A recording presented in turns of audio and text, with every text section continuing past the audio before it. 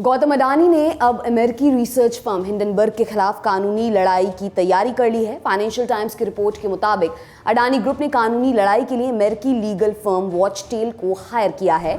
ये फर्म दुनिया में फेमस है और इसकी सबसे ज्यादा चर्चा विवादित मामलों में लीगल फाइट के लिए होती है। फाइनेंशियल टाइम्स की रिपोर्ट में बताया गया है कि अडानी ग्रुप के लीगल मामलों को देखने वाले सिरिल अमरचंद मंगलदास फर्म ने वॉचटेल से संपर्क किया। सिरिल अमरचंद मंगलदास फर्म को सिरिल श्रॉफ लीड करते हैं, जिनकी बेटी की शादी गौतम अडानी के बेटे से हुई है। इससे पहले हिंडनबर्ग की रिपोर्ट में लगाए गए आरोपों को गलत बताते हुए अडानी ग्रुप ने शॉर्ट सेलर हिंडनबर्ग रिसर्च के खिलाफ कानूनी कार्रवाई की बात की थी। इसके बाद ही अडानी ग्रुप ने न्यूयॉर्क के firm Wachtell Lipton Rosen and Katz के सीनियर वकीलों की सेवाएं ली हैं। अब बात करते हैं वॉचटेल की। वॉचटेल लिप्टन की स्थापना 1965 में न्यूयॉर्क में कुछ वकीलों ने मिलकर की थी। Herb Wachtell, Martin Lipton, Leonard Rosen और जॉर्ज काट्स ने मिलकर ये फर्म बनाई। इन सभी के नाम पर ही फर्म का नाम रखा गया।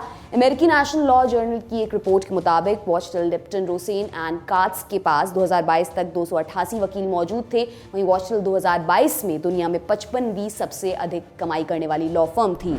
वॉचटेल को मर्जर एंड एक्विजिशन, अविश्वास या शेयरधारकों के केस, कॉर्पोरेट रिस्ट्रक्चर जैसे मामलों के लिए अमेरिका की टॉप लॉ फर्म माना जाता है। अब इस कंपनी के कुछ बड़े केसेस के बारे में भी हम आपको बता देते हैं।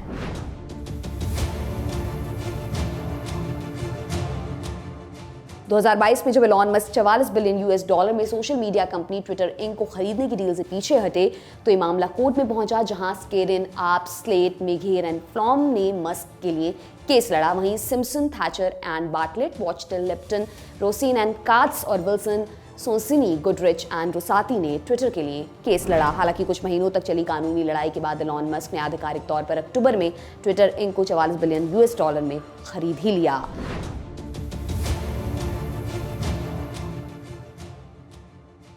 इलेक्ट्रिक वाहन बनाने वाली कंपनी टेस्ला और सौर पैनल बनाने वाली सोलर सिटी के 2.6 बिलियन डॉलर के एक्विजिशन पर टेस्ला के शेयरधारकों ने केस कर दिया था। तब एलॉन मस्क और टेस्ला इंक के बोर्ड का प्रतिनिधित्व वॉचटेल ने ही किया था।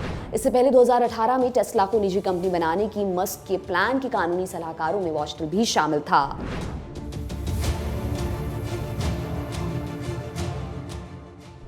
फर्म ने अमेरिका के अंदर कई बड़ी कंपनियों के टेकओवर और मर्जर के केसेस लड़े हैं। पैरामाउंट कम्युनिकेशन इंक बनाम Time Inc, Paramount communications Inc बनाम QYC नेटवर्किंग और IBP इंक बनाम टाइसन फूड्स का केस भी इसी फर्म ने लड़ा था। वॉचटेल लिप्टन ने ही पॉइजन पिल नाम की डिफेंसिव तरकीब बताई थी। इसका इस्तेमाल कंपनी का बोर्ड टेकओवर के समय आने वाली दिक्कतों में करता है। ये बहुत ज़्यादा काम में आने वाली टेक्निक है।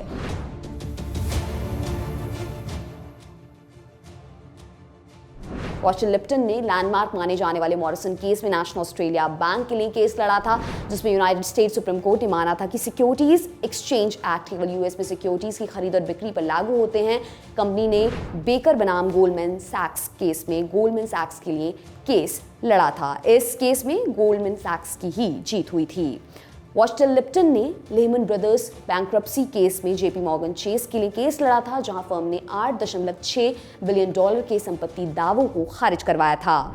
खैर, ये तो बात हो गई वॉचटेल लिप्टन फर्म की। अब बात करते हैं अडानी के केस पर। तो शॉर्ट सेलर हिंडनबर्ग असल में अमेरिका की कंपनी है। इसने एक रिपोर्ट में 88 सवाल उठाते हुए अडानी की कंपनी पर बड़े आरोप लगाए थे। इसके बाद ही अडानी ग्रुप की कंपनियों के शेयर बुरी तरह से गिरने लगे। 10 दिनों के भीतर ही अडानी ग्रुप का मार्केट कैपिटलाइजेशन आधा रह गया था। खुद गौतम अडानी भी दुनिया के टॉप अरबपतियों की लिस्ट में तीसरे पायदान से नीचे आकर टॉप 20 तक से बाहर हो गए। अब अडानी ग्रुप लीगल फाइट के लिए तैयार है। चूंकि हिंडनबर्ग अमेरिका की कंपनी है, तो उसके खिलाफ अमेरिका में केस होगा। इसीलिए अडानी ग्रुप ने वॉचटेल लिप्टन को हायर किया है। आपके लिए ये खबर लिखी हमारे साथी उदय ने। मेरा नाम दिव्यांशी सुमराव है। देखते रहिए दी लंदन टॉप। शुक्रिया।